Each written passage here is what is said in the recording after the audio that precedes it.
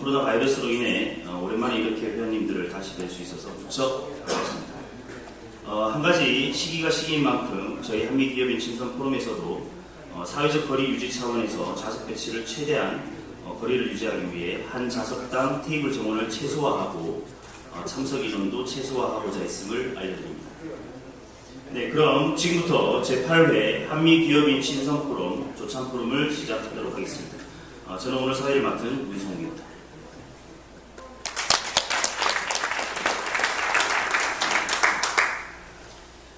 이번 제8회 조찬 포럼에서는 여러분들이 너무나 잘 알고 계시는 정가병 전 연세대 총장님을 연사로 모셨습니다. 특히 이런 시기에 딱 맞는 코로나 이후의 글로벌 경제라는 제목으로 멋진 열강을 해주시겠습니다. 정가병 전 총장님께서는 잠깐 일어나셔서 인사해 주시기 바랍니다. 예, 여러분 큰 박수 부탁드립니다.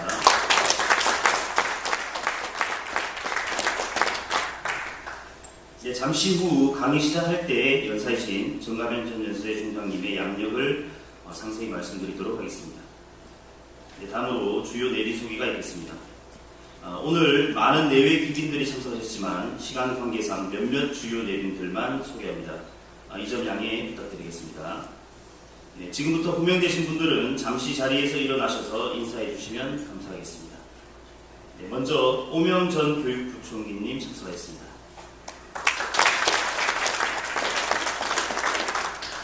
네, 다음은 안총기 전 외교통상부 차관님 참석해 주셨습니다. 네, 다음으로 반원익 한국중견기업연합회 상금부회장님 참석해 주셨습니다. 네, 이어서 심상돈 한국방소기업협회 회장님 참석해 주셨습니다. 네, 다음으로 홍광희 한국수입협회 회장님 참석해 주셨습니다. 네, 이어서 오정근 한국금융ICT협회 회장님 참석해 주셨습니다. 네, 다음으로 김인철 전 한국경제학회장님 참석해 주셨습니다. 이어서 김신 SK증권 사장님 참석해 주셨습니다. 네, 다음으로 이승용 전 미주 동서부 한인회 회장님께서 참석해 주셨습니다. 네, 여러분 다시 한번 큰 박수 부탁드립니다. 네, 오늘 또한 특별히 미국의 여러 주정부를 대표하여 미시시피주의 조석순 한국대표부 소장님께서 특별히 참석을 해주셨습니다. 여러분 큰 박수로 환영해 주십시오.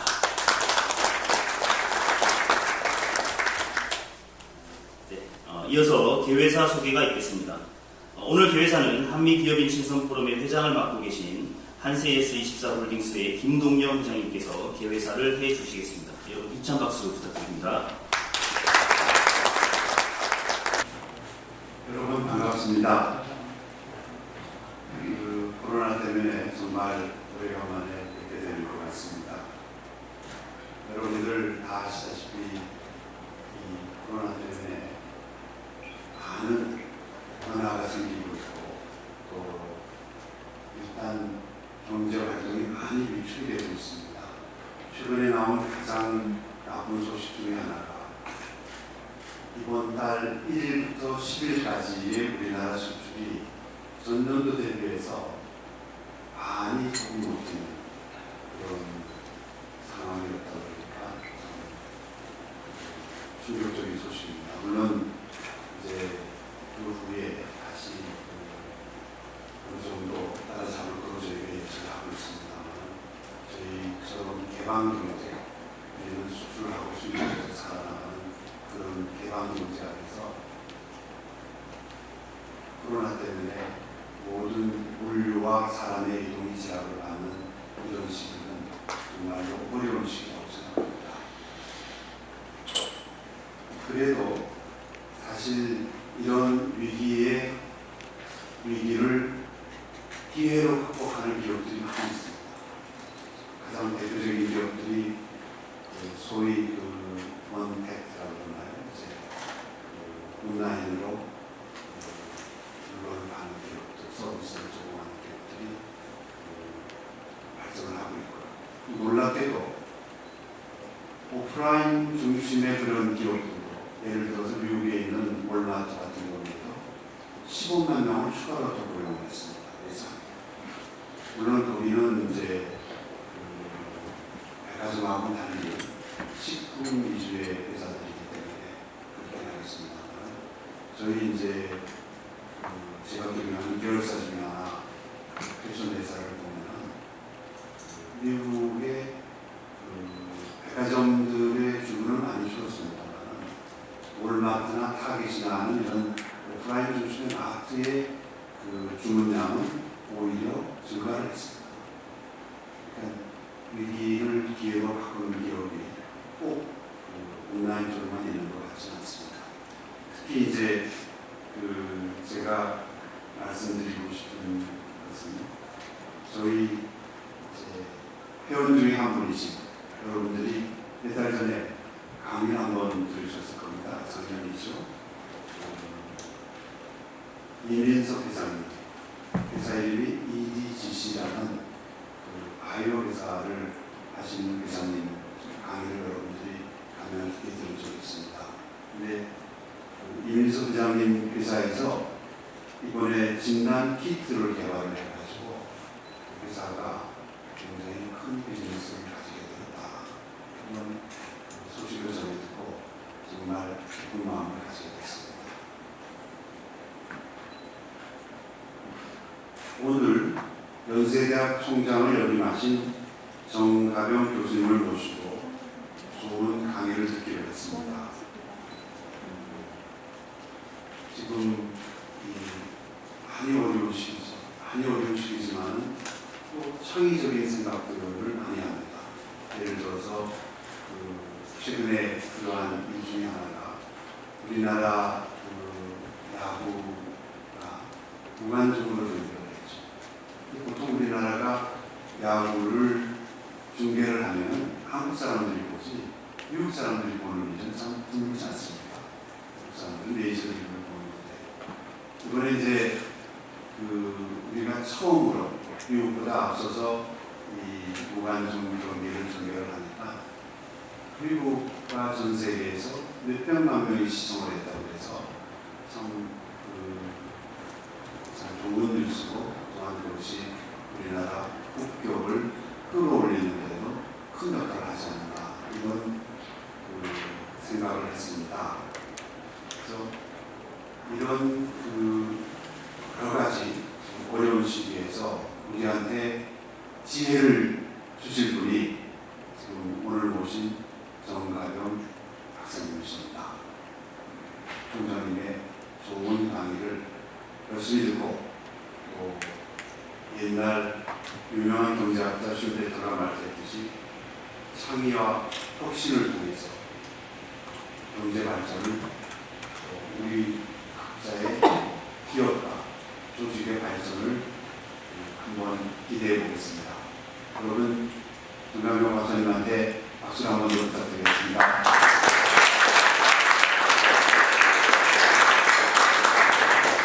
감사합니다.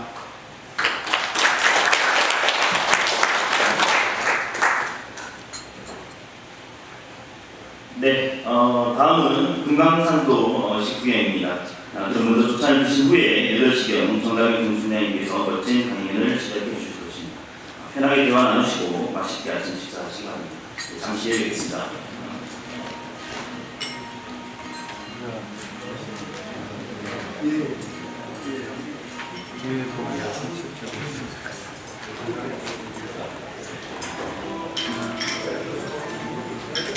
오늘 연사 소개는 YBM 시사연구사의 회장님이시면서 공포로의 부회장을 맡고 계신 민선석 회장님께서 정가병 전 총장님의 양력을 소개해 주시겠습니다. 여러분 큰 박수 부탁드립니다. 안녕하십니까. 연사 소개를 올리겠습니다. 연세대 제17대 총장을 지내신 정가병 교수님은 따로 긴 소개가 필요 없으신 우리나라 경제학계 특별이십니다.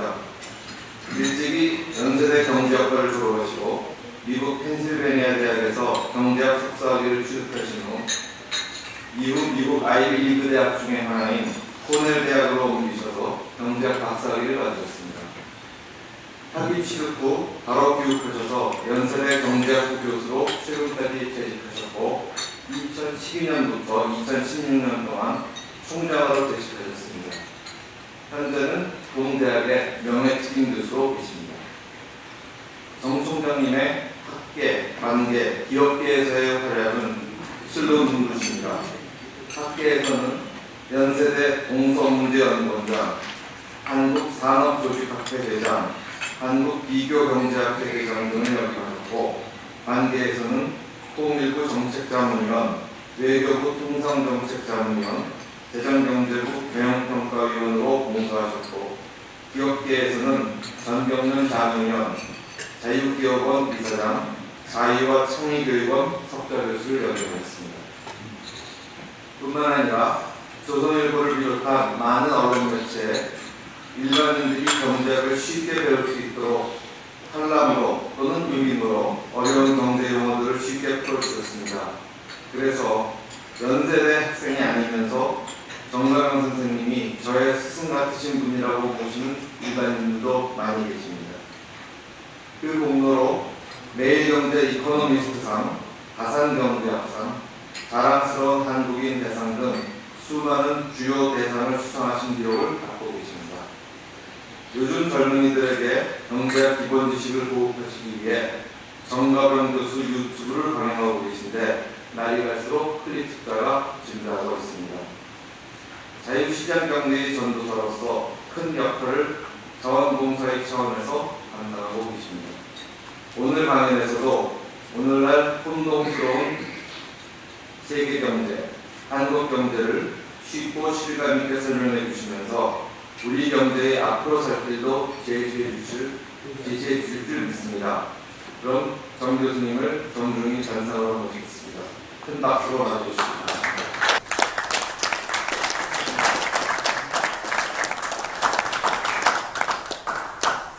네, 여러분 안녕하세요. 아침에 고맙습니다. 또 종양명이나 유공을 오랜만에 못 뵀었는데 이 자리에서 뵙게 돼서 반갑습니다.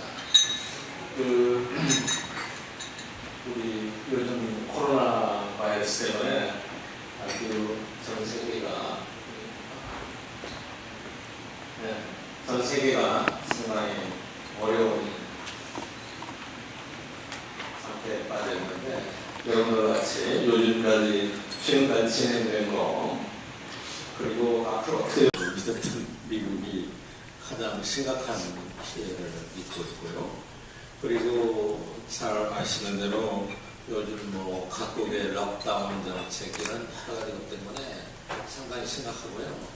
이 공급망 유동성 실업 금융 외환 리스크가 세계 각국에서 모두 크게 증가하고 있습니다. 얼마 전에 미국의 뉴욕에 오는 병원에 있는 의사가 이 글을 썼어요. 맨 밑에 지금 이제 인공호흡기가 4대밖에 없는데 환자는 8명이 몰려와서 자기가 정말 누구를 살려야 될 거냐는 명확한 선택에 빠졌는데 인생에서 지금까지 그렇게 괴로운 적은 없었다. 달아주면은 살 확률이 50%밖에 안 되지만은 안 달아주면은 죽을 확률이 100%인데 누구를 선택해야 될지 엄청나게 고민스러운 적이 있었다는 것을 본 적이 있었습니다. 모두가 지금 그런 상태에 빠지고 있는 것 같아요. 미국도 이제 3단계 개방을 해서 지금 50개 주 중에 한 절반은 2단계 갔고요. 7개 중간 3단계로 갔습니다. 그러면서 이제 계속해서 이게 경제는 살려야 될 건데 이러다가 또 세컨드 웨이브가 오는 거 아니냐 이런 불안과 우려 속에서 계속 우리가 지나가고 있습니다. 근데 IMF에서 분석한 거 오늘 몇 가지 제가 자료를 가져왔는데 이 국제기구에서는 가장 최근에 나온 리포트예요. 근데 이거는 이제 대공황 이후에 가장 최악이다. 왜 그렇게 보느냐? 우리가 근래 가장 어려웠던 거는 2008-9년에 있었던 오른쪽에 글로벌 금융 위기였습니다. 이때는 이제 한 0.1% 마이너스였는데 지금 올해는 한 마이너스 3% 가까이 할 거다. 세계 GDP가. 그러니까 훨씬 더 큰 거고요. 그리고 이거 보시면은 올해 초에 전망했던 것보다 무려 마이너스 한 6.3%포인트. 그만큼 내려간 수치입니다. 그리고 이제 우리가 이걸 글로벌 크라이시스라고 붙이는데, 글로벌 크라이시스, 이거 그냥 붙인 게 아니고요. 문제는 과거에는 전 세계가 이렇게 불황에 빠진 게 드물었다는 거죠. 예를 들어서 2008, 9년의 금융위기에서도 여러분 이쪽은 이 보라색은 중국이고 이 초록색은 인도입니다. 여기가 0%고요. 이때는 선진국은 미국과 유럽, 일본은 마이너스 다 성장을 했지만은 이 두 나라는 굉장히 높은 성장을 보였습니다. 그런데 최근에는 이 두 나라를 포함해서 모두 다 뭐 선진국이나 이거닝 마켓이나 디벨로핑 이코노미나 모두 다 지금 침체에 빠지는 상태로 접어들고 있다. 올해 6월까지 한 달 남았는데요. 아마 한 달 내에 코로나가 극복될 가능성은 여러분이 0% 아니겠어요? 그런데 6월까지도 이 상태가 지속된다면은 IMF 추계로는 전 세계에서 GDP가 한 9조 달러쯤 날아가는데 9조 달러가 어느 정도냐냐? 우리가 국민 소득이 한 3만 불 찾는다면 한 1조 5천억 달러 아니겠어요? 그 대한민국이 6년 동안 생산한 게 전 세계에서 사라진 겁니다. 또 독일과 일본을 합한 만큼 사라지는 거니까 사실 저희가 GDP 통계를 얘기하면 너무나 총량 개념이고 너무나 거시적이고 우리하고는 거리가 먼 것 같지만은 여러분 생각해보세요. 대한민국이 한 6년 동안 생산한 게 날아간다면 전 세계에 엄청난 충격이 될 거라고 생각합니다. 경제학자들이 전망을 하면은 비난을 많이 받아요. 나중에 틀린다, 맞다. 기상 관측하는 분들하고 대비해서 많이 얘기를 합니다. 그런데 이 전망을 할 때 사실 경제학자들이 고민도 엄청 큽니다. 왜냐하면 경제에 미치는 영향이 너무나 많고 또 소비자들이 어떤 기대를 갖고 어떤 마음으로 어떤 행동을 하느냐에 따라 달라지는데 그걸 모두 다 우리가 파악할 길이 없잖아요. 그래서 사실은 전망치를 발표할 때는 어떠한 가능성이 있는 거를 쫙 계산한 뒤에 제일 가능성이 높은 거를 발표하는 건데요. 여러분 이 사례 보시면요. 지금 2019년에 그러니까 작년에 3, 4분기에 전망했던 거는 초록색이었어요. 그래서 여기가 이렇게 여기에서 0% 대해서 성장할 확률도 있고 6% 대해서 성장할 확률도 있지만은 작년 3, 4분기 때는 제일 높은 확률이 한 4% 내외 성장할 거라고 생각하는 겁니다. 그런데 불과 서너 달 뒤에 코로나 바이러스 때문에 알다모로 이렇게 된 거죠. 그런데 이것도 이제 물론 마이너스 10% 갈 수도 있고 잘하면 플러스 4% 갈 수도 있지만은 이 확률 보고가 제일 높은 게 아무리 그래도 한 마이너스 한 4, 5% 이렇게까지 확 왼쪽에서 오른쪽으로 오른쪽에서 왼쪽으로 지금 밀려온 그런 상태입니다. 그레이터 디프레션이 오느냐 안 오느냐 이것의 핵심은 의사들한테 물어봐야 됩니다. 의과학자들한테. 핵심은 백신과 치료제 달려있는 것 같아요. 문제는 지금까지 나온 얘기거든요. WHO 발표에 따르면은 치료제는 당분간 어렵고요. 저는 최근에 영어 단어를 구별하게 됐어요. 큐어라는 단어하고 트리트먼트라는 단어하고 지금까지 치료제로 그래도 FDA에서 공인을 받은 거는 렘데시비르 그거죠, 빌리드. 그거는 큐어하는 약이 아니고 트리트먼트 하는 약이랍니다. 그 큐어는 병기를 진짜 죽여서 근본적으로 치료를 하는 거고 트리트먼트는 그냥 대응요법으로 하는 거라는데 지금까지 이거를 근본적으로 치료하는 약은 아직도 없습니다. 그런데 새로운 약을 개발하면 너무 오래 걸리기 때문에 지금까지 나온 여러 가지 약 중에서 이것저것 해봐서 만든 건데 그래도 레미데시빌가 그냥 놔두면 한 15일 정도 걸리는 거를 11일로 단축했다. 그래서 긴급한 경우에 쓴다 이렇게 되는 것 같습니다. 그래서 결국은 이게 언제 나올 거냐 이거 핵심인데 지금 2020년 하반기에 정말 백신이 나올 거냐 여러분 기대하세요? 아마 또 어렵지 않겠어요. 아무리 빨라야 올해 말이나 내년 초 나올 것 같고요. 그런데 이게 늦어지면 늦어질수록 경제적인 피해는 더 커지고 또 회복하는 기간도 더 길어질 거다 이렇게 보고 있는 거죠. 그러니까 초창기에는 미국도 괜찮고 할 때는 흔히 말하는 V자형으로 이게 금방 돌아설 거다 그런 기대를 많이 했는데 지금은 V자 얘기하는 사람은 거의 없습니다. 거의 없습니다. 아무리 빨리 가도 내년 가야 경제가 조금씩 돌아서지 않겠느냐 이렇게 생각하고 있고요. 가장 큰 피해는 잘 아시는 대로 관광, 호텔, 엔터테인먼트나 레이저 산업들이고요.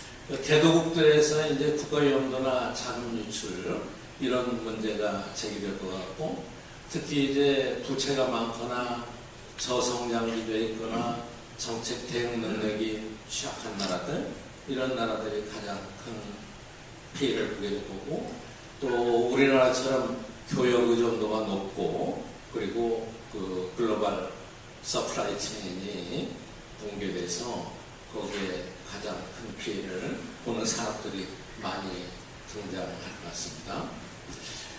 아시아 쪽에 보면은 우리가 사회적 거리 두기 이런 거를 잘 유지해가지고 그런 대로 지금 서구에 비해서는 비교적 잘 가고 있지만은 그래도 그 중국을 비롯해서 많은 나라들이 상당히 큰 위험에 처할 것 같고 또 최근에 유가가 회복되긴 했지만은 유가가 30불 내외에 있긴 하지만은 이 유가가 너무 낮아지면은 또 하나의 큰 복병입니다. 왜냐하면은 유류 생산하는 국가들이 사우디아라비아도 물론 어려움이 많지만은 주로 남미 국가들이 많습니다. 베네수엘라, 마레트나 멕시코 이런 나라들이 그러면 이제 예전처럼 똑같이 국가 부도위기나 금융위기 이런 것들을 많이 겪을 위기가 많이 있는 거죠. 여기 보시면요, 주로 이제 아시아 자료인데 이게 이제 성장률입니다. 그래서 70년대 초반에 그 오일 샤크가 있을 때는 이 성장률의 그래프가 여기까지 내려왔고요. 그 다음에 아시아 금융위기, 우리 IMF 외환위기 있을 때는 여기까지 내려왔습니다. 그리고 2008년에 글로벌 위기는 아까 여러분 그림에서 보신 대로 대부분 선진국에서 있었던 건데 코로나 바이러스는 여기까지 내려오는. 그러니까 제일 지금까지 있었던 대공황 이후에 있었던 충격보다 가장 큰 충격을 미치게 됩니다. 또 하나 이거를 보시면은 이머징 마켓에서 자금이 유출되는 속도가 글자 그대로 전대미문으로 크게 나타나고 있습니다. 여러분 이거 보시면은 컬러가 이 노란 게 2008년에 금융위기 때고요. 그리고 지금 빨간 게 지금입니다. 코로나 바이러스 때가. 그러니까 지금 여기가 D-Day이고 이때 발생을 해서 시간이 갈수록 얼마나 자금이 많이 빠져나갔느냐 하는 것을 나타내는데 이 종전에 있었던 여러 가지 위기 때하고 비교해 보면은 GDP에 대한 비율이 이게 여기서부터 굉장히 급속도로 빠져나가고 있습니다. 우리나라 증권시장에서도 최근에는 외국인이 좀 들어온다고 하지만은 주가를 받치고 있는 게 언론에서 뭐라 하더라고요? 동학 개미군이다 그런 얘기 하던데요.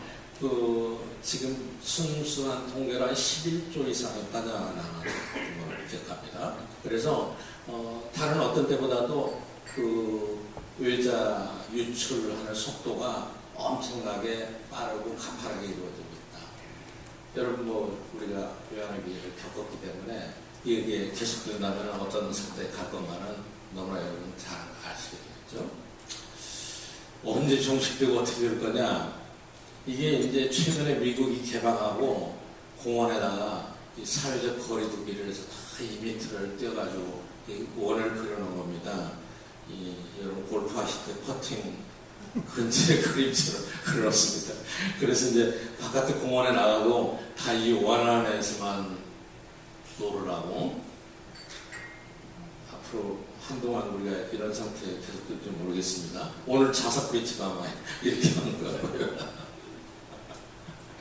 아까 말씀드린 대로 핵심은 이제 백신이 언제 나오느냐 그거에 달리는 것 같아요. WHO의 자료를 보면은 이게 보시면은 지금 현재 뭐 세계 각국에서 한 200개 프로젝트가 수행되고 있답니다. 주로 백신으로. 그런데 지금 아까 말씀드린 렌데스비르가 가장 긍정적이에요. 이건 근데 근본적으로 치료제는 아니라고 하고요. 이거 뭐 하이드로클로락킨 발음하기 힘든데 이게 이제 그 유명한 트럼프가 예방약을 먹고 있다는 얘기죠. 예방약을 먹고 있다는 말라리아 약이라는데 근데 오늘 아침에 제가 좀 일찍 일어나서 외신을 보니까 WHO에서 공식적으로 이 판매 금지를 했더라고요. 부작용 때문에. 그래서 WHO는 트럼프하고 또 한번 붙게 될 것 같아요. 근데 이제 WHO는 아직 안전성에 대한 테스트가 다 끝나지 않았다. 특히 뭐 심장병하고 서든 데스가 올 수 있다. 이렇게 경고를 했더라고요. 그래도 트럼프는 매일 먹는다니까. 그리고 이게 이제 일본의 후지필름에서 하고 있는데 이거는 최근에 발표된 거는 일상가에서는 별로 효과가 많지 않다고 됐고요. 혈장 치료제는 긍정적이라는 얘기를 많이 합니다. 이거는 이제 지금 전문가는 아니지만 그냥 주워들은 얘기들인데 의료진들부터 저희 세브란스 병원에서 치료를 했었답니다. 그래서 이제 일단 나은 분들한테 항체가 생긴 거를 새로 주입하는 건데 이거는 화학적으로 만들지 않는 한 비용이 많이 들고 또 소수밖에는 치료하기가 어렵다고 그럽니다. 그래서 지금까지 공식적으로 나온 미국 NIH의 자료는 최소한 1년 이상 소요된다. 가장 빨라도 올 말이나 내년 초나 돼야 이 사람들이 할수있는 것 같습니다. 이걸 제가 자꾸 강조하는 이유는 경제는 어떻게 되겠습니까? 어찌됐든 앞으로 6개월 내지 8개월을 여러분 잘 버티셔야 됩니다. 그때까지는 큰 변화가 없을 거라고 봅니다. 그리고 공식적으로 나온 미국 NIH의 자료는 최소한 1년 이상 소요된다. 가장 빨라도 올 말이나 내년 초나 돼야 이 사람들이 할 수 있는 것 같습니다. 이걸 제가 자꾸 강조하는 이유는 경제는 어떻게 되겠습니까? 어찌됐든 앞으로 6개월 내지 8개월을 여러분 잘 버티셔야 됩니다. 그때까지는 큰 변화가 없을 거라고 봅니다. 그리고 이 감염병 연구하는 분들 얘기 들으니까 저희 대학의 예병일 교수가 감염병 전문가인데 특허를 많이 쓰고 있어요. 그런데 코로나 바이러스는 바이러스 세계에서는 굉장히 진화된 거랍니다. 왜냐하면 바이러스는 숙주에 붙어서 살으니까 만약에 옛날에 메르스처럼 치명적인 거는 숙주가 죽어버리니까 자기가 살 수가 없답니다. 그러니까 어느 정도 숙주도 살리고 그 대신 진화하는 게 전파력이 엄청 높답니다. 그럼 이태원에 환자라면 200몇 명 전파시킨다는 거 아닙니까? 그러니까 굉장히 진화된 바이러스하고 우리가 싸우고 있는 것이기 때문에 어쨌든 모든 경제 문제의 터닝 포인트는 저는 물론 많은 전문가들이 백신에 등장하고 생각합니다. 그리고 또 백신이 정말 임상효과가 있고 또 그렇게 된다 할지라도 이게 또 보급되는데 어려움이 많지 않겠습니까? 그것 때문에 이제 다들 걱정을 많이 하는 거죠. 이게 이제 WHO에서 최근에 통계를 발표한 거를 블룸버그가 그림으로 이렇게 만들었어요. 이게 이제 임상 3이 가야 사람들한테 쓰여질 수 있답니다. 근데 여기까지 제일 빨리 간 게 최근에 발표한 모더나서고요. 그 중국. 여기가 지금 8개가 있습니다. 근데 4개가 중국 거라고 그래요. 4개가. 그리고 나머지는 미국 자본이 그래도 많이 들어간 거고요. 아스트라제네카는 최근에 막 $1 빌리언 투입했죠. 최근에 발표된 거는 이 모더나가 제일 빨리 가는 걸로 되어 있는데 여기가 이제 1상 끝나고 2상으로 들어간 걸로 알고 있습니다. 그래서 여기 계획대로하면 7월이 지나면은 상당히 많은 데이터가 나올 거다. 그러니까 우리가 기대를 걸 수 있는 건 이쪽이고요. 1상은 여기 있고 여기에 뭐 엄청 많이 있습니다. 아마 한국 기업들도 있을 거라고 생각합니다. 그래서 아마 백신이 거의 한 100개 정도 지금 실험 대상이 되어 있고 세계 각국에서 치열한 경쟁을 하고 있는 것 같습니다. 이렇게 보면은 어느 나라에 가나 과학자들이 가장 이 머리로 스마트한 분들이 많기 때문에 이렇게 연구하다 보면은 아마 저희가 모두가 필요해서 가장 빨리 나올 수 있고 가장 빨리 보급될 수 있게 이렇게 기대하는 수밖에 없을 것 같습니다. 각국의 구제 정책도 많이 나왔어요. 그런데 제일 그래도 이 어떤 위기가 닥쳤을 때 컨티뉴스 플랜을 가장 시의적절하게 가장 효과적으로 실시하는 나라가 미국입니다. 미국은 뭐 일요일간에 FRB 우리로 말하면 금융통화위원회죠. 일요일 밤에 모여서 의사결정을 하죠. 0% 금리 뭐 기업의 CP까지 사주겠다. 파월이 다 그랬습니다. 그 일요일 기업비를 수립하는데 하면서 하는 얘기가 내일이면 월요일 아침이면 증권시장이 열리는데 우리가 지금 이렇게 발표하면 세계 증권시장이 파국에 가겠다. 우리는 재난지원금 주는데 석 달을 걸렸어요. 걸렸습니다. 미국이 $2조 패키지 만드는데 한 보름 정도 걸렸어요. 미국이 항공사를 지원하는데 그날 의원이 제가 세미나를 보고 있었는데 그거 그래요. 항공사 경영이 지금 제일 심각하다. 그런데 그 사람들 책임이 아니라 내 책임도 아니고 여러분 책임도 아니다. 따라서 100% 우리가 서포트해야 된다. 이러더라고요. 그러면서 처음 나온 얘기가 그랜트였습니다. 그랜트하고 로는 여러분 제가 잘 아시잖아요. 그랜트. 그런데 세계 어느 나라도 이렇게 신속하게 컨텐츠에 대응할 수 있는 정책 역량을 갖고 있지 못합니다. 2008년 금융위기에서도 제일 먼저 국방이 미국 아니겠습니까? 그리고 그 2008년 이후에 작년부터 굉장히 호황을 누리다가 지금 이제 코로나 바이러스가 등장한 거죠. 그러니까 요즘 이제 미국의 증권시장이 많이 올랐어요. S&P 500이 지난 석 달 사이에 거의 30% 올랐습니다. 놀라운 거죠. 세계 경제 이런데 왜 미국 주가가 올라가느냐? 나스닥은 더 올랐고요. 그러면서 이제 미국 주가가 왜 올라가느냐 하는 여러 가지 분석 원인 중에 하나가 미국의 정책 대응 능력을 얘기합니다. 미국 정책 대응 능력을. 그리고 이제 그 어떤 뭐 증권 시장에 대한 분석 예측은 정말 뭐 정확하게 얘기할 수 없는 일이고 어떻게 될지 모릅니다만은 이번에 이카노미스트에서 표지가 리얼 이카노미하고 이 월스트리트의 이카노미하고 그러니까 월스트리트하고 메인스트리트의 갭이 너무 벌어지고 있다 이런 기사를 썼는데 어쨌든 정책 대응 능력이 미국이 제일 빨리 일어납니다. 그래서 FRB는 뭐 무대한 양적 완화, 채권, CP, SPV라는 걸 또 실패했어요. 스페셜 퍼포스 비클이라고 해가지고 중앙은행이 그 FRB가 SPV라는 법적으로 만든 회사에 돈을 주면은 그 SPV에서 무제한으로 기업 모금까지는 다 매입하겠다는 거죠.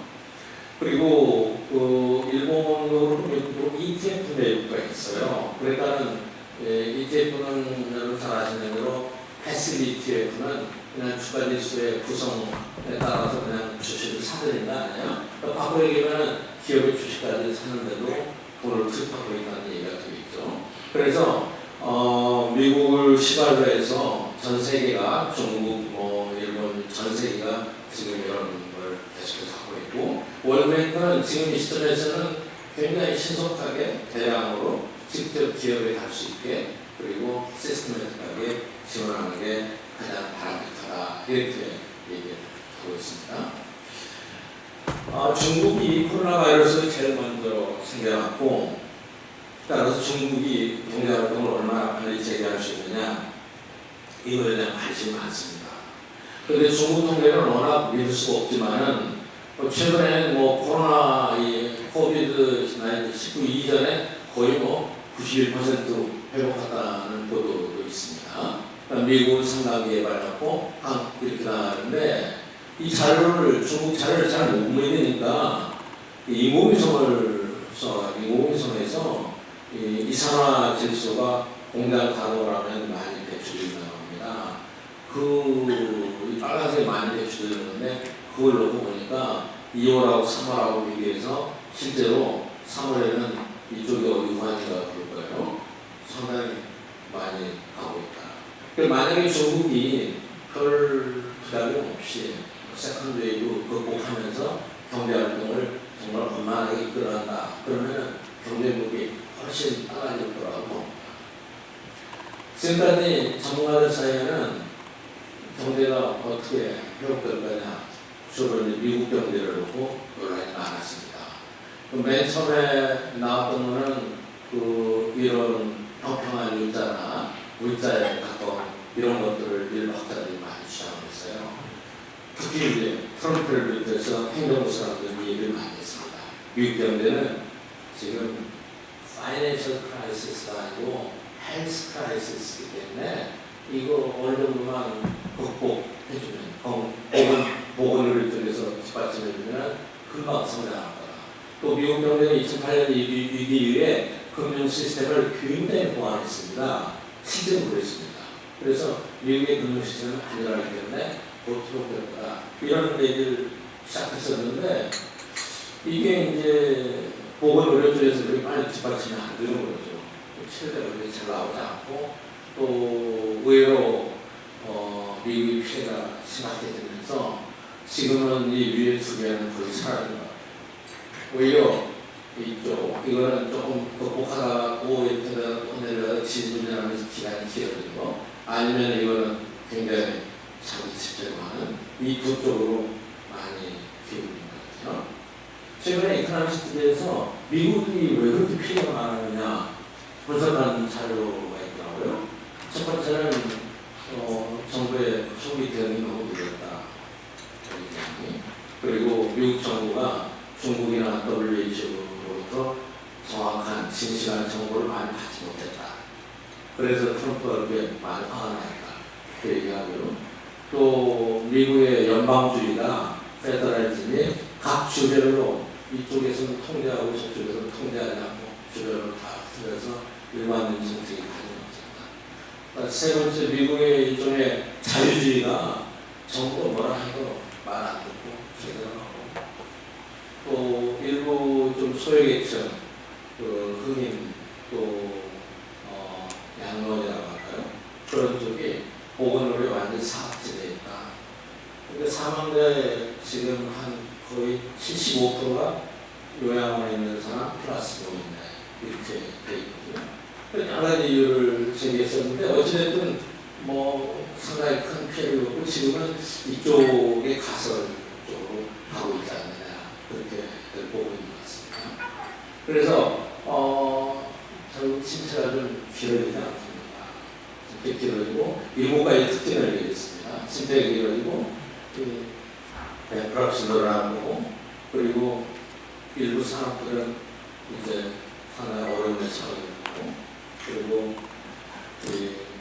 고용 문제 심각해지고 그리고 국경 간의 제약 이게 크게 쉽게 풀리지 않고 그리고 재정 여건이 국가마다 바꿔지고 있고 그리고 글로벌 서프라이 체인이 오게 되는 그런 얘기를 많이 합니다. 한국 경제는 어떻게 되느냐?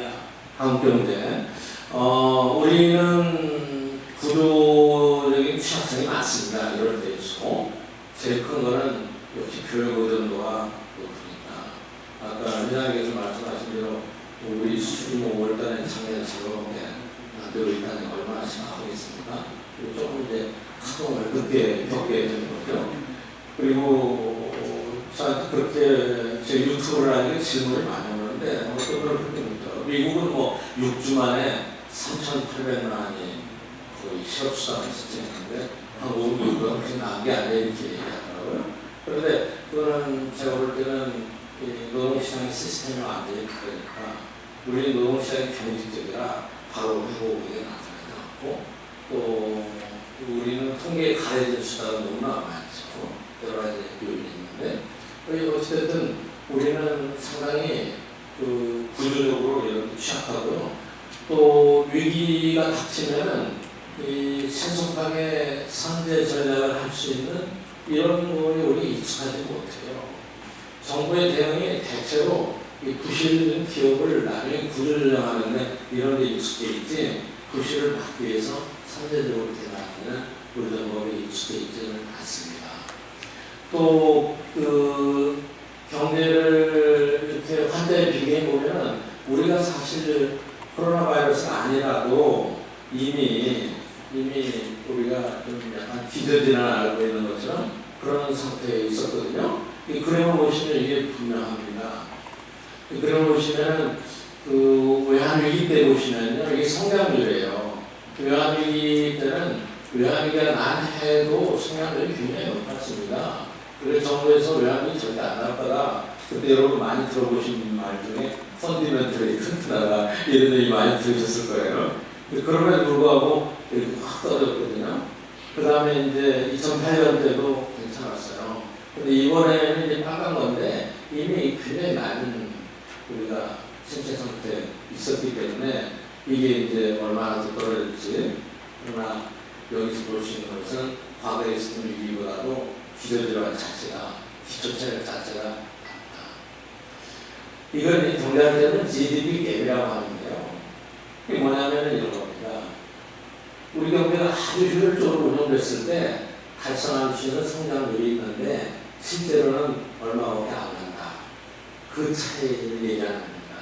그런데 여기 보시면은 이게 플러스로 되어 있는 것은 이 플러스로 되어 있는 숫자는 사실은 우리 갈 수 있는 것보다 조금 더 높이 올라갔던 그런 차이들이에요. 그렇게 되면 어떻게 되느냐? 인플레 현상이 좀 많거든요. 그런데 이 빨간 거는 최근 건데 최근은 우리가 달성할 수 있는 수준보다도 더 가지 못하고 있는 상태에서 지금 위기를 맞고 있다는 것을 그대로 보여줍니다. 또 일부에서는 그 우리 경제 좀 미래에 장기 침체를 걱정하는 분들이 있고 있습니다. 이건 코로나 바이러스 관계없이요. 한 두 가지 자료가 있는데 미국이 개공황 발생했을 때도 상당히 오래 걸렸거든요. 오래 걸려서 회복을 했습니다. 경제학자들도 의사 비슷하게 대공황이 발생했을 때는 정부가 돈을 많이 쓰고 수요를 늘리고 금리를 낮추고 돈을 풀고 이런 정책을 해서 경기를 부양시켜야 된다는 것을 모르고 있었습니다. 경제학자들. 그때 경제학은 고등학교 경제학인데 여러분 고등학교 때 한번 배우셨을 거예요.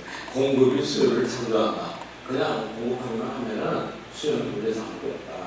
그런 이론들이 있어요. 그런데 그때 이제 케인즈가 등장하거든요. 케인즈의 유명한 말은 그냥 나오면 in the long run we are all dead. 다 죽어버린다. 그러니까 정부가 오늘 사람들 모아서 땅 파괴하고 임금을 주고 내일은 오늘 한 땅을 매도해서 임금을 주고 그런 얘기거든요.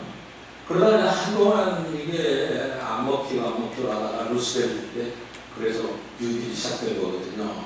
그 뒤부터는 이제 다 아는 거예요. 사태가 생기면 정부가 개입해서 돈을 풀고.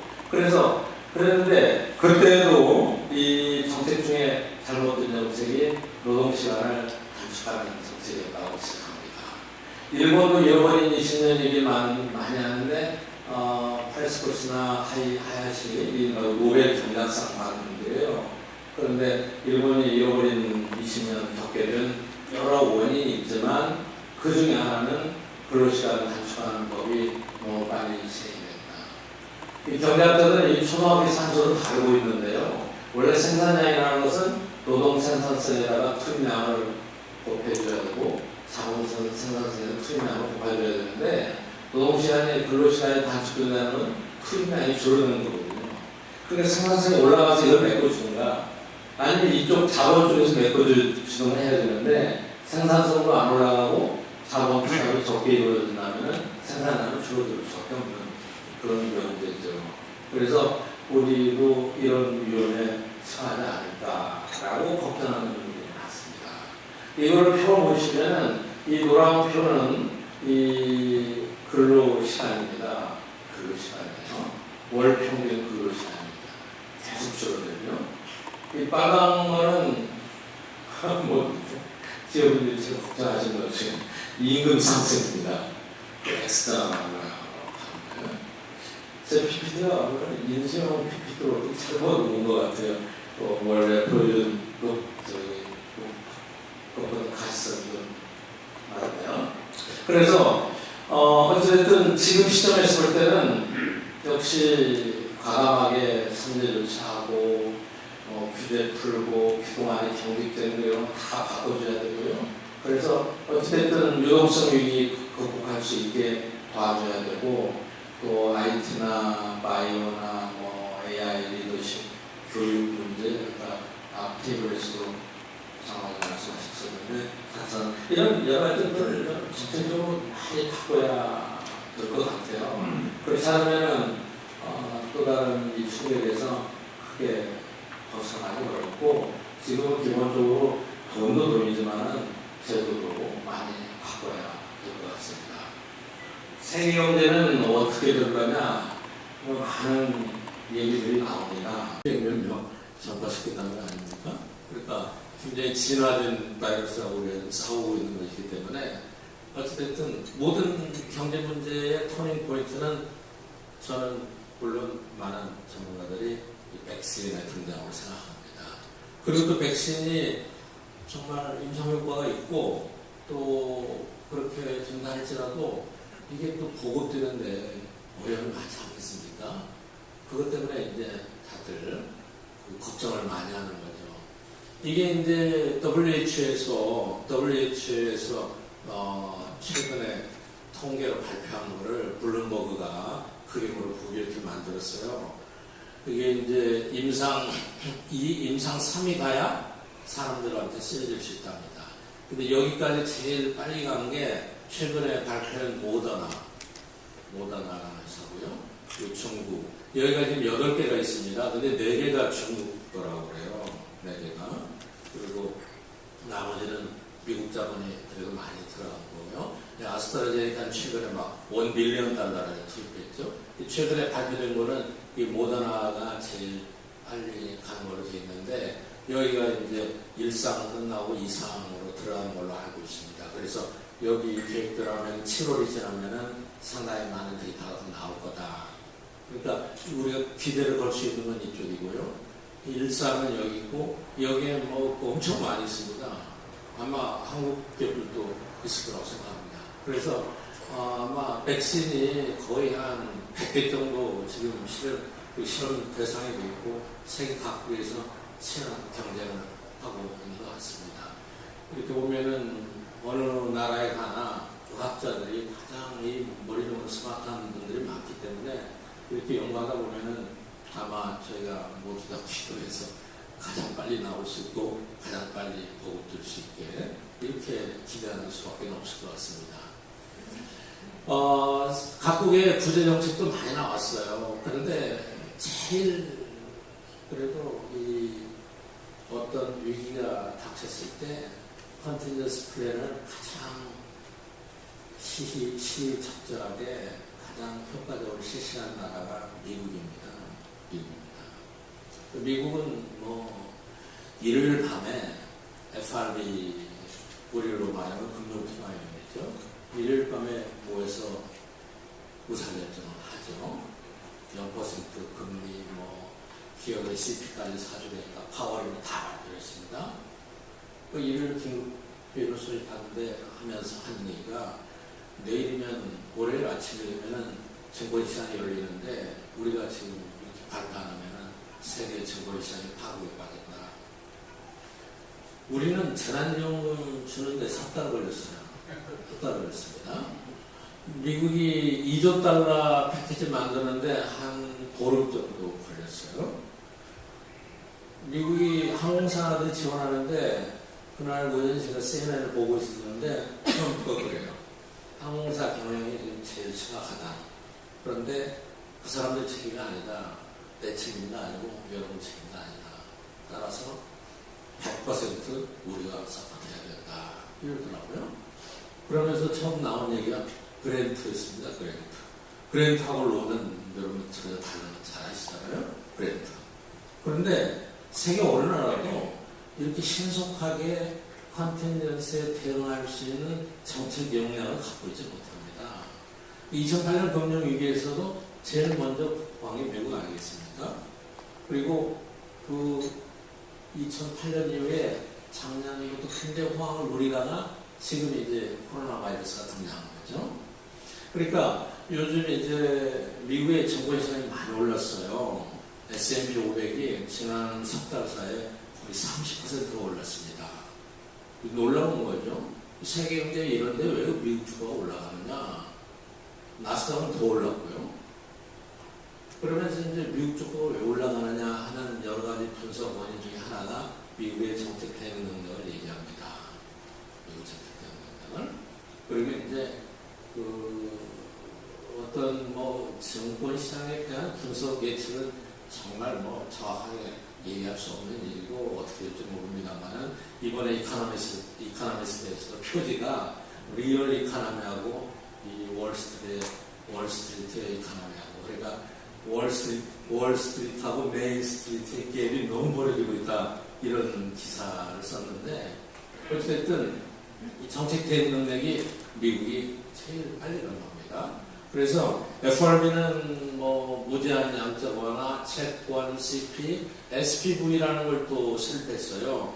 스페셜 퍼포스 비클이라고 해가지고 중앙은행이 그 FRB가 SPV라는 법적으로 만드는 회사에 돈을 주면은 그 SPV에서 무제한으로 기업 어음까지 다 매입하겠다는 거죠. 그리고 그 일본도 그렇고 미국도 ETF 매입도 했어요. 그러니까는 ETF는 여러분 잘 아시는 대로 패시브 ETF는 그냥 주가지수의 구성에 따라서 그냥 주식을 사들이는 거 아니에요? 그러니까 바꿔 얘기하면 기업의 주식까지 사는데도 돈을 투입하고 있다는 얘기가 되겠죠. 그래서 미국을 시발로 해서 전 세계가 중국, 뭐 일본 전 세계가 지금 이런 걸 계속해서 하고 있고 월드뱅크는 지금 이 시점에서는 굉장히 신속하게 대량으로 직접 기업에 갈 수 있게 그리고 시스테매틱하게 지원하는 게 가장 바람직하다 이렇게 얘기를 하고 있습니다. 중국이 코로나 바이러스 제일 먼저 생겨났고 따라서 중국이 경제활동을 얼마나 빨리 재개할 수 있느냐 이거에 대한 관심이 많습니다. 그런데 중국 통계는 워낙 믿을 수가 없지만은 최근에는 뭐 코로나 이 코비드-19 이전에 거의 뭐 91% 회복했다는 보도도 있습니다. 그러니까 미국은 3단계 개발했고 이렇게 나가는데 이 자료를 중국 자료를 잘 못 믿으니까 인공위성에서 이 이산화 질소가 공장 가동을 하면 많이 배출이 된다고 합니다. 이 빨간색이 많이 배출되는데 그걸 놓고 보니까 2월하고 3월하고 비교해서 실제로 3월에는 이쪽이 우한이가 그럴 거예요. 상당히 많이 가고 있다. 그러니까 만약에 중국이 별 부작용 없이 세컨드 웨이브 극복하면서 경제활동을 정말 원만하게 이끌어간다. 그러면은 경제국이 훨씬 빨라질 거라고 봅니다. 지금까지 전문가들 사이에는 경제가 어떻게 회복될 거냐 주로 이제 미국 경제를 놓고 논란이 많았습니다. 맨 처음에 나왔던 거는 이런 평평한 U자나 V자에 가까운 이런 것들을 일부 학자들이 많이 주장을 했어요. 특히 이제 트럼프를 비롯해서 행정부 사람들은 얘기를 많이 했습니다. 미국 경제는 지금 파이낸셜 크라이시스가 아니고 헬스 크라이시스이기 때문에 이거 어느 정도만 극복해주면 보건의료 쪽에서 뒷받침해주면 금방 성장할 거다. 또 미국 경제는 2008년 위기 이후에 금융 시스템을 굉장히 보완했습니다. 실제로 그랬습니다. 그래서 미국의 금융 시스템은 안전하기 때문에 곧 회복될 거다. 이런 얘기를 시작했었는데 이게 이제 보건의료 쪽에서 그렇게 빨리 뒷받침이 안 되는 거죠. 치료가 그렇게 잘 나오지 않고 또 의외로 미국의 피해가 심각해지면서 지금은 이 위의 두 개는 거의 사라진 것 같아요. 오히려 이쪽 이거는 조금 극복하다가 또 이렇게 또 내려가서 지지부진하면서 기간이 길어진 거 아니면 이거는 굉장히 장기 침체로 가는 이 두 쪽으로 많이 기울인 것 같아요. 최근에 이코노미스트에서 미국이 왜 그렇게 피해가 많았느냐 분석한 자료가 있더라고요. 첫 번째는 정부의 초기 대응이 너무 늦었다. 그리고 미국 정부가 중국이나 WHO로부터 정확한 진실한 정보를 많이 받지 못했다. 그래서 트럼프가 그렇게 많이 화가 났다. 그 얘기하고요. 또 미국의 연방주의가 페더럴리즘이 각 주별로 이쪽에서는 통제하고 저쪽에서는 통제하지 않고 주별로 다 틀려서 일관된 정책이 가지 못했다. 세 번째, 미국의 일종의 자유주의가 정부가 뭐라 해도 말 안 듣고 제대로 하고 또 일부 좀 소외계층, 그 흑인 또 양로원이라고 할까요? 그런 쪽이 보건의료에 완전히 사각지대에 있다. 근데 사망자의 지금 한 거의 75%가 요양원에 있는 사람 플러스 뭐 있네. 이렇게 되어 있거든요. 여러 가지 이유를 제기했었는데 어찌됐든 뭐 상당히 큰 피해를 입고 지금은 이쪽의 가설 쪽으로 가고 있지 않느냐. 그렇게 보고 있는 것 같습니다. 그래서 결국 침체가 좀 길어지지 않습니다. 침체 길어지고 7가지 특징을 얘기했습니다. 침체가 길어지고 뱅크럽시 늘어날 거고 그리고 일부 산업들은 이제 상당히 어려움에 처하고 있고 그리고 고용 문제 심각해지고 그리고 국경 간의 제한 이게 그렇게 쉽게 풀릴 것 같지 않고 그리고 재정 여건이 국가마다 나빠지게 될 거고 그리고 글로벌 서플라이 체인이 이런 얘기를 많이 합니다. 한국 경제는 어떻게 되느냐? 한국 경제 우리는 구조적인 취약성이 많습니다. 이런 데 있어. 제일 큰 거는 역시 교육 의존도가 높으니까. 아까 회장님께서 말씀하신 대로 우리 수출이 5월달에 작년 절반밖에 안 되고 있다니 얼마나 심각하겠습니까? 그리고 조금 이제 타동을 늦게 겪게 되는 거죠. 그리고 저한테 그렇게 제 유튜브를 하니까 질문이 많이 오는데 어떤 분은 그렇게 묻더라고요. 미국은 뭐 6주 만에 3,800만 원이 거의 실업수당을 신청했는데 한국은 미국보다 훨씬 나은 게 아니에요 이렇게 얘기하더라고요. 그런데 그거는 제가 볼 때는 이 노동시장의 시스템이 완전히 다르니까 우리 노동시장이 경직적이라 바로 회복이 나타나지 않고 또 우리는 통계에 가려진 수가 너무나 많죠. 여러 가지 요인이 있는데 어찌됐든 우리는 상당히 그 구조적으로 이런 데 취약하고요. 또 위기가 닥치면은 이 신속하게 선제 전략을 할 수 있는 이런 거에 우리 익숙하지 못해요. 정부의 대응이 대체로 이 부실된 기업을 나중에 구조조정하는데 이런 데 익숙해 있지 부실을 막기 위해서 선제적으로 대응하는 데는 우리 정부가 익숙해 있지는 않습니다. 또 그 경제를 이렇게 환자에 비교해 보면은 우리가 사실 코로나 바이러스는 아니라도 이미 우리가 좀 약간 기저질환을 앓고 있는 것처럼 그런 상태에 있었거든요. 이 그림을 보시면 이게 분명합니다. 이 그림을 보시면은 그 외환위기 때 보시면요. 이게 성장률이에요. 외환위기 때는 외환위기가 난 해도 성장률이 굉장히 높았습니다. 그러니까 정부에서 외환위기 절대 안 날 거다. 그때 여러분 많이 들어보신 말 중에 펀디멘털이 튼튼하다 이런 얘기 많이 들으셨을 거예요. 근데 그럼에도 불구하고 이렇게 확 떨어졌거든요. 그 다음에 이제 2008년 때도 괜찮았어요. 근데 이번에는 이제 빨간 건데 이미 굉장히 낮은 우리가 침체 상태에 있었기 때문에 이게 이제 얼마나 더 떨어질지.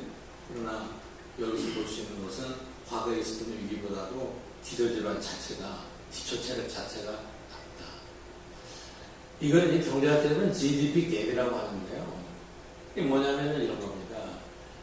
우리 경제가 아주 효율적으로 운영됐을 때 달성할 수 있는 성장률이 있는데 실제로는 얼마밖에 안 간다. 그 차이를 얘기하는 겁니다.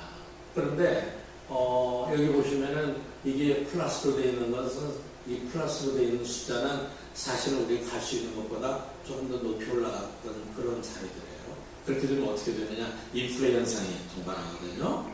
그런데 이 빨간 거는 최근 건데 최근은 우리가 달성할 수 있는 수준보다도 더 가지 못하고 있는 상태에서 지금 위기를 맞고 있다는 것을 그대로 보여줍니다. 또 일부에서는 우리 경제 좀 미래 장기 침체를 걱정하는 분들이 일부 있습니다. 이건 코로나 바이러스 관계없이요. 한 두 가지 자료가 있는데 미국이 개공황 발생했을 때도 상당히 오래 걸렸거든요. 오래 걸려서 회복을 했습니다. 그런데 경제학자들도 의사비슷하게 대공황이 발생했을 때는 정부가 돈을 많이 쓰고 수요를 늘리고 금리를 낮추고 돈을 풀고 이런 정책을 해서 경기를 부양시켜야 된다는 것을 모르고 있었습니다. 경제학자들이. 그때 경제학은 고전학과 경제학인데 여러분 고등학교 때 한번 배우셨을 거예요. 공급이 수요를 창조한다. 그냥 공급하기만 하면은 수요는 문제 삼을 게 없다. 그런 이론들이었어요. 그런데 그때 이제 케인즈가 등장하거든요. 케인즈의 유명한 말은 그냥 놔두면 in the long run we are all dead, 우리 다 죽어버린다. 그러니까 정부가 오늘 사람들 모아서 땅 파괴하고 임금을 주고 내일은 오늘 판 땅을 메꾸기 위해서 임금을 주라. 그런 얘기거든요. 그러다가 한동안 이게 안 먹히고 하다가 루스벨트 때 그래서 뉴딜이 시작된 거거든요.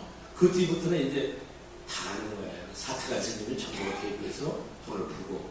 그래서 그랬는데 그때도 이 정책 중에 잘못된 정책이 노동시간을 단축하는 정책이었다고 지적합니다. 일본도 잃어버린 20년 얘기를 많이 하는데 프레스코스나 하야시 노벨 경제학상 받은 분들이에요. 그런데 일본이 잃어버린 20년 겪게 된 여러 원인이 있지만 그 중에 하나는 근로시간 단축하는 법이 너무 빨리 시행이 됐다. 이 경제학자들은 이 초등학교 산수로 다 알고 있는데요.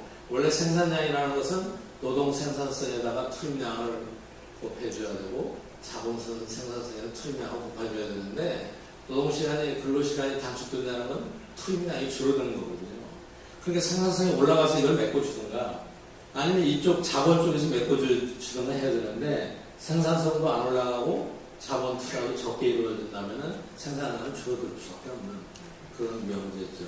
그래서 우리도 이런 위험에 처하지 않을까라고 걱정하는 분들이 많습니다.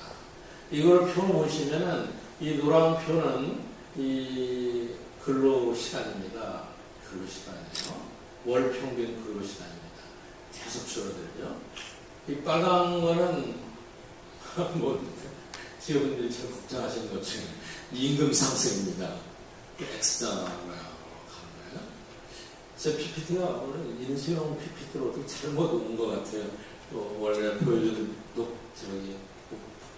것보다 가시성이 좀 나네요. 그래서 어찌됐든 지금 시점에서 볼 때는 역시 과감하게 선제 조치하고 규제 풀고 그동안의 경직제도 이런 거 다 바꿔줘야 되고요. 그래서 어찌됐든 유동성 위기 극복할 수 있게 도와줘야 되고 또 IT나 바이오나 뭐 AI 리더십, 교육 문제, 아까 앞 테이블에서도 장관님 말씀하셨었는데 4천 이런 여러 가지들을 좀 정책적으로 많이 바꿔야 될 것 같아요. 그렇지 않으면은 또 다른 이 충격에서 크게 벗어나기 어렵고 지금은 기본적으로 돈도 돈이지만은 제도도 많이 바꿔야 될 것 같습니다. 세계 경제는 어떻게 될 거냐? 뭐 많은 얘기들이 나옵니다. 제일 먼저 나오는 것이 이제 이 탈세계화, 디글로벌라이제이션이 될 거다.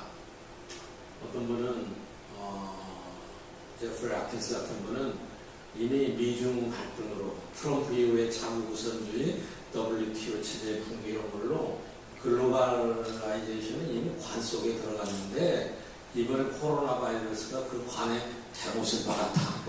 지금 이렇게까지 얘기합니다.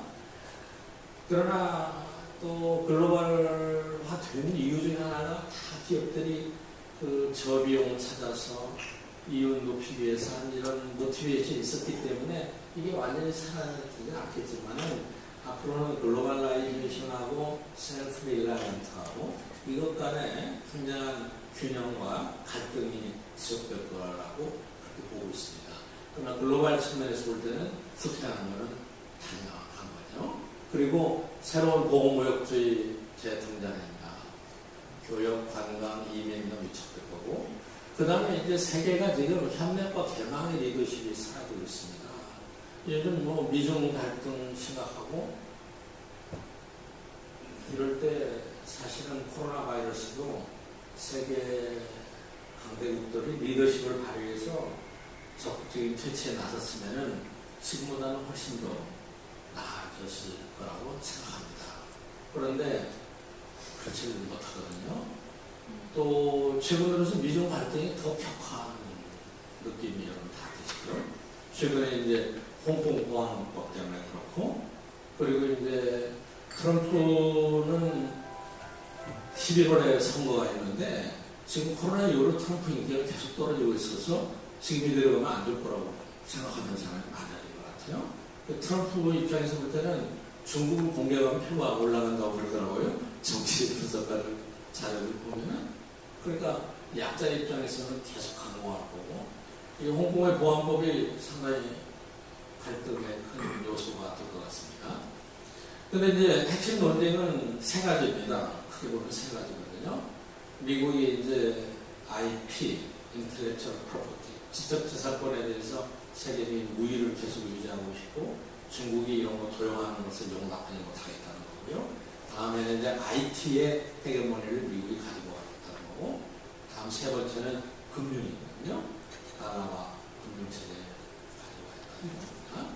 그래서 양국 간의 갈등이 더 격화될 것으로 보입니다만은 그래도 그 미국의 정책은 결정이 되는 것은 합리적인 방향으로 되니까 양국이 부딪히고 충돌하면은 결국은 양국이 피해를 볼 거라 생각하고 또 유권자 입장에서 볼 때는 미래의 어떤 번영을 위해서 단기 희생하는 걸 유권자들이 그렇게 받아들이진 않습니다.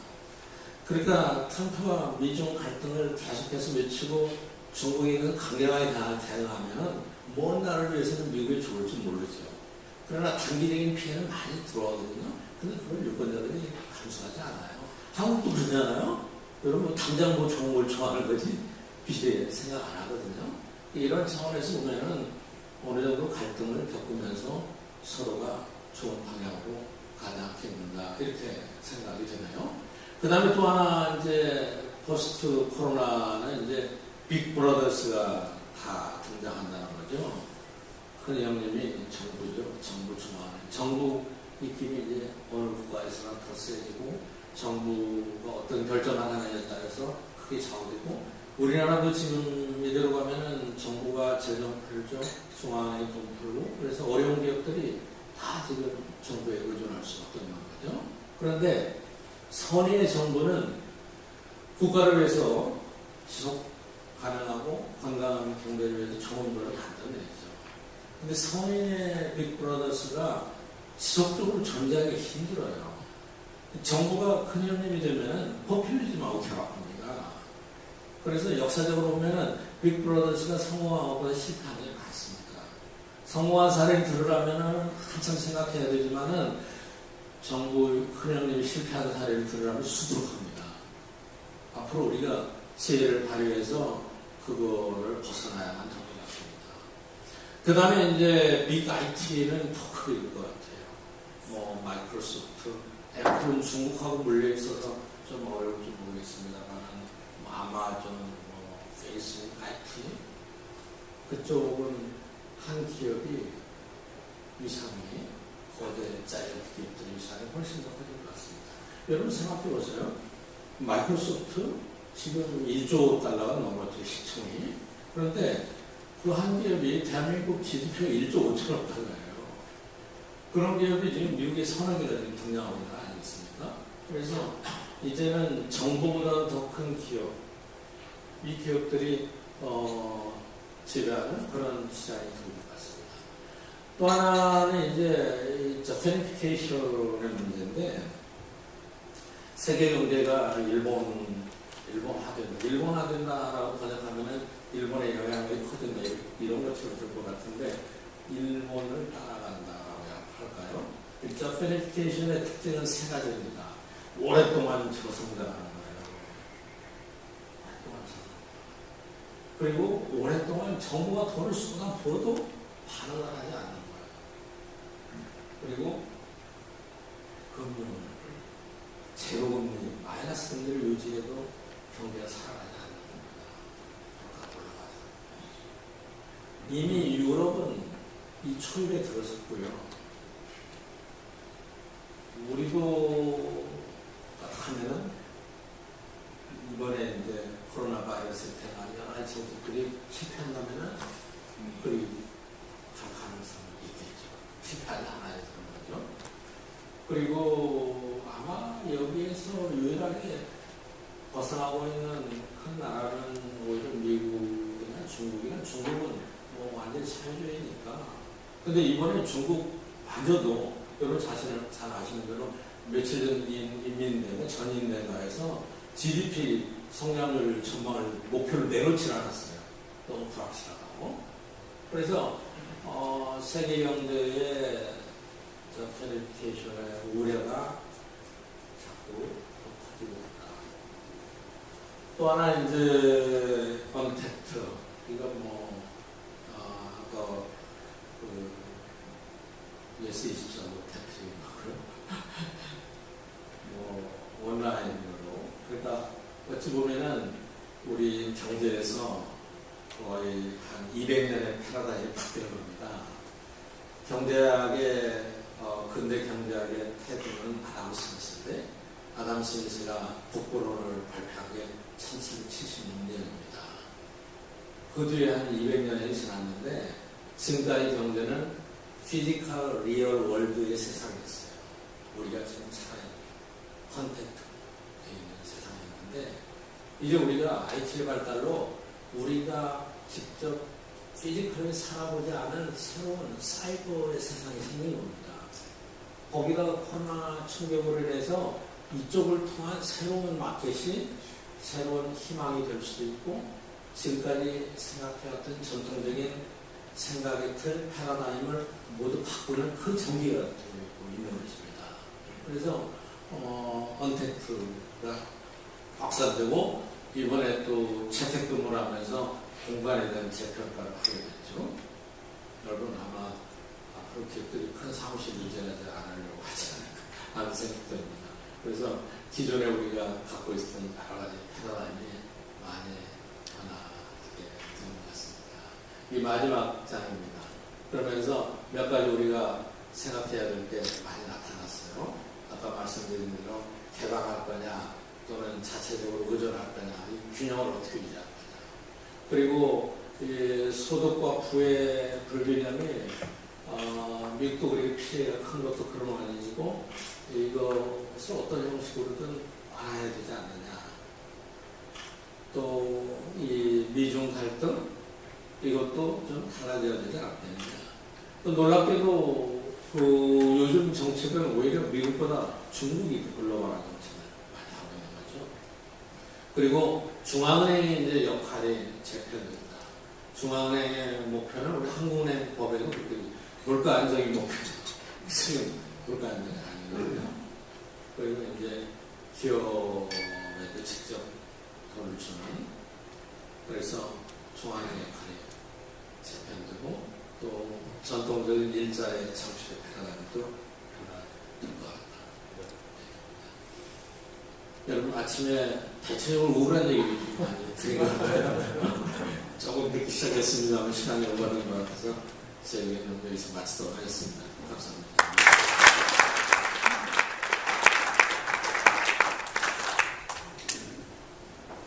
총장님 질문 드려볼까요? 그렇고 저도 그 연세대에서 매년 한 1회씩 특강을 한 적이 있습니다. 저는 그 평소에 우리 그 총장님을 굉장히 좋아했습니다. 한국 경제 재정 여건 취약하다는 말씀 하셨고요.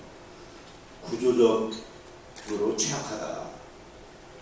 근데 어떻게 대비해야 될 것인지 이에 대해서 한 3가지만 질문을 드리도록 하겠습니다. 우리나라 이제 경제 장기화 침체로 인한 틀을 바꿔야 되는데 왜 제도를 바꾸지 않을까? 저는 이게 굉장히 궁금하거든요. 그래서 그 첫 번째가 이제 규제 문제네요. 이거 정말 바꾸지 않고 있거든요. 어떻게 해야 될 건지 이 숙제로 남고 있는데 이 문제하고요. 그러나 이제 근로시간이 이제 점진적으로 이제 단축되면서 그 생산성은 약화되는 그런 어떤 현상을 지금 따라오고 있고, 그래서 앞으로 코로나로 인한 경제적인 회복 전망 어떻게 보고 계시는지 이 부분에 대해서 좀 명쾌하지는 않겠지만 좀 답을 좀 듣고 싶습니다. 한 가지 더. 백신 개발이 지금 장기화될 걸로 알고 있는데요. 지금 왜냐하면 그 첫째 원인이 변질된 코로나가 이제 한 7가지 단계로 변질됐다고 그래요. 그러다 보니까 백신을 개발하는데 굉장히 애로사항이 있다. 근데 총장님께서 아까 강의 중에도 백신이 빨리 개발돼야 코로나가 좀 어느 정도 잠잠해질 거 아니냐는 말씀을 하셨기 때문에 이 문제도 덧붙여서 좀 답변을 해드렸습니다. 이상입니다. 네, 질문은 쉬운데 답변이 너무 다 어려운 것들입니다. 백신은 제가 전문가가 아니라서 드릴 말씀 별로 없고요. 저도 뭐 시간 될 때 WHO 홈페이지 들어가서 보는 정도고 외신 읽는 정도고요. 경제 정책은 많은 분들이 왜 안 바꾸는지 모르겠다. 규제 또 뭐 노동 문제 여러 가지 하는데 이념적인 문제인 것 같아요. 그래서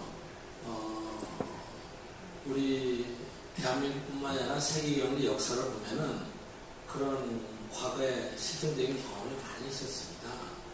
1930년대, 40년대도 정부가 모든 걸 할 수 있다고 믿어서 그걸 시행해서 실패한 것과 있었고, 또 똑같은 정책을 놓고도 이게 좋은가 나쁜 건가 그 상대적인 논란에 대해서는 우리가 역사적으로 많이 볼 수 있습니다. 그런데 경제는 불행히도 이게 시계추 비슷해요. 특히 영국 경제를 보면은 노동당하고 보수당하고 당이 바뀔 때마다 경제 정책이 왔다 갔다 하는데 대체적으로 노동당을 잡으면은 처음 몇 년 잘 나가다 안 좋아집니다. 한참 안 좋아지면은 정부가 바뀌어요. 그러다가 이제 보수당이 들었으면은 쫙 올려놓으면은 또 바뀝니다. 그런 게 있기 때문에 저도 그냥 우리 경제가 정책이 바뀌려면은 아마 대한민국 국민들의 대부분이 이런 정책으로는 안 되겠다. 그런 체험을 하면 바뀔 거라고 생각합니다. 그런데 제가 생각하는 어떤 이념적인 그런 지향성은 저는 전혀 갖고 있지 않고요. 다만 이제 경제가 제대로 가려면은 제가 아는 경제학 지식으로는 경제는 정부가 하는 거 아니고요. 경제를 구성하고 있는 사람들, 기업, 소비자의 어떤 모티베이션이 생겨나야 경제가 이루어진 겁니다. 그래서 지금 그 정책이 제대로 가고 있느냐, 가고 있지 않느냐를 판단할 때는 이런 시스템화에서 기업인들이 정말 투자하고 열심히 일하고 그런 사회적 분위기 형성이 되느냐, 그거가 핵심이라고 생각합니다. 그렇지 않으면은 그 정책은 오래 지속적인 성장을 이끌어낼 수가 없죠. 다른 질문. 네, 총장님 그 말씀 잘 들었습니다. 제일 실질적으로 저희가 이제 주정부 대표부 협회가 있습니다. 그래서 저희는 이제 한국 기업과 미국 기업 간의 상호 교류, 또 상호 투자 이런 관계 일을 하고 있습니다. 지금 그 현상에서 박사님이 보실 적에 한국 기업이 미국의 진출이 바람직한 건가, 또 그렇다면 어떤 그 부류의 기업들이 진출한 것이 상호간에 좋은지 거기에 대한 말씀을 좀 듣고 싶습니다. 네, 그것도 굉장히 어려운 질문인데요. 미국이 그 리쇼링 정책을 계속 추진하고 있고 아마도 대선에서 민주당 정부가 집권을 한다 할지라도 그 정책은 크게 바뀔 것 같지 않아요. 그리고 기업은 어찌됐든 생존하고 더 나아가서 이윤도 많이 내고 더 나아가서 그것도 새롭게 투자하고 생산을 높이고 이런 프로세스로 가는 게 기업이기 때문에 투자 여건이 좋은 데를 쫓아서 투자하는 건 당연하죠. 그렇기 때문에 어떤 업종이든 간에 한국보다 미국이 투자 여건이 좋다. 그럼 당연히 투자를 해야 될 거고요. 그렇지 않으면 생존하기가 결국 어렵게 되는 거죠. 요즘 이런 혼란 속에서도 글쎄요, 산업 분석하는 분들은 한국이 미래 어떤 산업이 그래도 제일 나을 거냐, IT 얘기는 전통적으로 해왔고요. 최근에 들어서 이제 바이오도 유명하지 않겠느냐, 이런 얘기를 많이 하는 것 같아요. 실제로 바이오 쪽으로 자본도 많이 가고 있고, 전문 인력들도 많이 가고 있는 것 같아요. 그런데 우리 사회가 특히 이제 코로나 바이러스 이런 거 들어오면서 새로운 패러다임이 바뀌고 워낙 다원화되고 다양화되어 있기 때문에 어떤 업종이 어떻게 될 거냐, 그거는 현장에서 직접 뛰시는 분들이 너무나 잘 아실 거라고 봅니다. 그래서 그거는 제 능력 바깥에 있는 분이 같습니다. 감사합니다.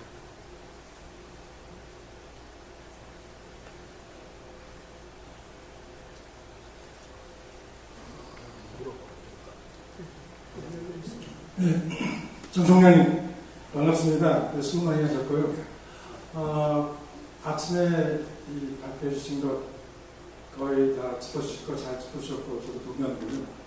근데 아까 말씀하셨지만은 경제학자는 지나간 거는 그래도 통계도 쓰고 해서 잘 설명을 하는데 앞으로 올 거에 대해서 상당히 어려운 그 일이다라고 지적을 하셨는데 저도 경제학자로서 동감합니다. 그런데 한 가지 결정적인 좀 질문 드릴 게 있는데요. 아까 사회자께서 우리 총장님도 자유시장주의자로 여러 가지 활동을 많이 하셨는데 지금 코로나 때문에 이제 문제가 많이 생겼으니까 앞으로 이 세계 경제가, 우리 경제가 코로나와 백신이 이제 결합이 되면 또 그전 상태로 돌아가지 않겠나. 또 지금은 미중 관계가 굉장히 격화되어 있지만은 그래도 두 나라가 서로 싸우면 계속 손해가 될 테니까 조금 그래도 그냥 미국 측에서 좀 물러서고 어떻게 보면 그래서 이제 조금은 당장은 또 이 손해가 나겠지만 앞으로 그것도 지나면은 양이 이제 세계 경제를 끌고 가는 그런 체제가 되지 않겠나라고 예측하신 것 같은데 그것도 하나의 중요한 얼터너티브라고 생각해요. 그런데 사실은 미국의 입장에서는 코로나 뿐만 아니라 사실 지금도 10만 명 이상이 이제 또 죽었고 또 이제 미국 시민이 죽을 텐데 거기에 대한 미국의 그 정서와 또 이 유럽의 정서는 우리가 생각하는 것보다는 굉장히 심각하다고 생각이 들어요. 그래서 그것이 미중 간의 어떤 그런 갈등이 아니고요. 이제 이 코로나 이외에 다른 심각한 문제가 있었습니다. 지금은 코로나 때문에 WHO가 제때 그거를 왜 이게 얘기를 안 해줬냐, 숨겼냐, 이제 그런 걸로 해서 이제 책임을 돌리는 것 같은데, 그 이전부터 사실 지금 WTO가 세계무역기구가 제 기능을 발휘하지 못한다라고 미국이 굉장히 그동안에 엄청나게 하다가 이제 터뜨렸습니다. 그래서 앞으로 WTO도 이게 지금 무상이 될 수 있는 그런 개연성이 높습니다. 왜냐하면 중국이 20년 전에 부터 사실은 이 자유시장 개방을 하고 이제 특히 가트가 끝난 다음에 1995년에 WTO가 이제 시작이 됐는데 거기 들고 싶어 해서 안 될 것 같았고 그래서 미국이 앞장서서 중국을 이제 거기에 가입시켜주려고 노력을 많이 했습니다. 그래서 들어가기 전에 1999년에 미국과 중국 간에 이제 협정을 체결합니다. 중국이 이제 이 WTO에 들어가면 못을 하고 시장 개방을 하고 그 다음에 정부가 정부 기업체로 가는 게 아니라 어떻게든 민간 기업체를 더 이제 이게 많이 늘려서 그렇게 갈 거라고 약속을 많이 했는데 그로부터 2001년, 2000년부터 계속해서 10몇 년 동안에 미국의 USTR에서 뉴욕 대표부에서 카нг레스에 보고를 합니다. 그 보고할 때마다 중국이 지금 반대 방향으로 가고 있다라는 얘기를 많이 했어요. 그래서 지금 단순한 그런 아까 IP다, 인터내셔널 프로퍼티다, 아니면 또 IT다 그런 거에 대해서 지금 헤게모니 전쟁을 한다고 하는 것이 아니라 하버드 대학 교수를 비롯해서 초고급 기술이나 특히 이 시큐리티에 관련된 기술이 그런 교수를 통해서 빠져나가고 또 로빈에 이런 걸 통해서 엄청난 기술이 나가기 때문에 그걸 이번부터 이제 트럼프가 앞장서서 하버드 교수를 잡아먹기 시작했는데요. 이제 질문은 지금 자유시장주의자로서 과연 중국이 미국이 원하는 대로 미국은 지금 완전히 배신당하고 생각해. 그래서 이제 가는 건너습니다. 미국과 중국 간에. 그래서 그걸 어떻게 결론적으로 갈 것인가 그걸 다 이제 알아야지. 지금은 모르지만 이제 그게 남아있는 일인데 지금 이제 제가 우리 정 총장님께 이제 좀 질문을 드리고 싶은 것은 저는 그전부터 자유시장 이 국가들이 중심이 돼서 가트도 만들고 WTO도 만들었는데 과연 지금 사회주의에서 그래도 미국의 바람대로 좀 이 자유시장 제도 아니면 민주주의 제도로 가기를 이제 바랬지만은 오히려 거꾸로 지금 중국은 흑으로 가고 있는 거예요. 과연 공산주의 체제의 국가 가지고 정치는 공산주의 독재주의이고 이 경제는 그러면은 자유시장을 해서 그게 얼마나 오랫동안 갈 것인가 안 갈 것인가 그것은 경제학자로서는 처음부터 의심을 가졌던 부분인데 우리 정 총장님은 어떻게 생각하십니까?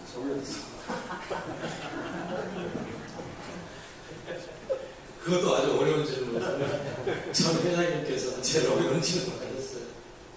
저는 기본적으로 경제가 제대로 간다는 것은 적어도 두 가지 중요한 요소를 갖춰야 된다고 생각합니다. 지속 가능하다.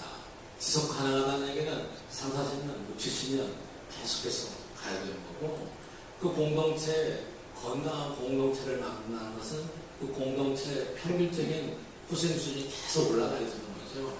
근데 이 두 가지를 놓고 생각해 보면은 아까 빅브라더스 얘기 나왔지만은 정부가 주도하는 경제로는 지속 가능하지 않습니다. 이건 이미 사회주의에서도 시험이 됐고요. 그리고 중국도 제가 얘기하는 타임스팬에서는 좀 더 가봐야죠. 이 체제는 안 되죠. 단기에 보면은 큰 성과를 거둔 것처럼 보이지만은 저는 지속 가능한 것은 자유시장 체제라고 생각합니다. 왜 그러느냐?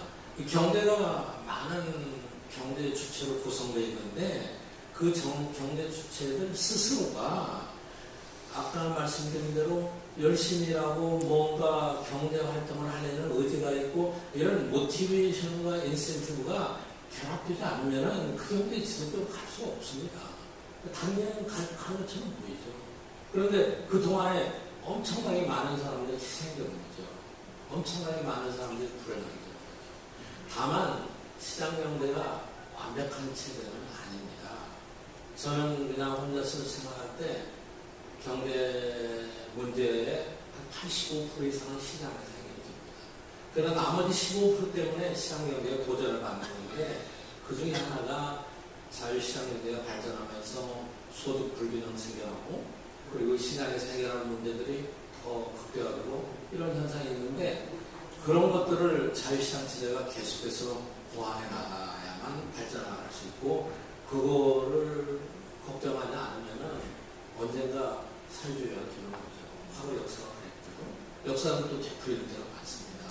그리고 아까 우리 회장님 말씀하신 대로 미국과 중국의 갈등은 쉽게 끝날 것 같지는 않습니다. 그런데 미국이 이제 트럼프가 바뀐다 할지라도 미국 자체를 위한 여러 가지 정책들을 지속적으로 추진하겠죠. 한국을 볼 때는 굉장히 불행한 거죠. 어려운 거죠. 우리는 자유무역 체제에서 생각해 왔는데 그 체제가 이제 조금씩 무너지는 거죠. 아까 얘기한 대로 관속에 들어있는 목까지 박아놓고 가려고 하는 거죠. 그런데 이제 거기서 나와 그런 정책을 미국이 추진할 때 한 가지 우려되는 것은 제가 아까 잠깐 언급했습니다만은 오히려 중국이 글로벌 정책을 많이 추진하고 있어요.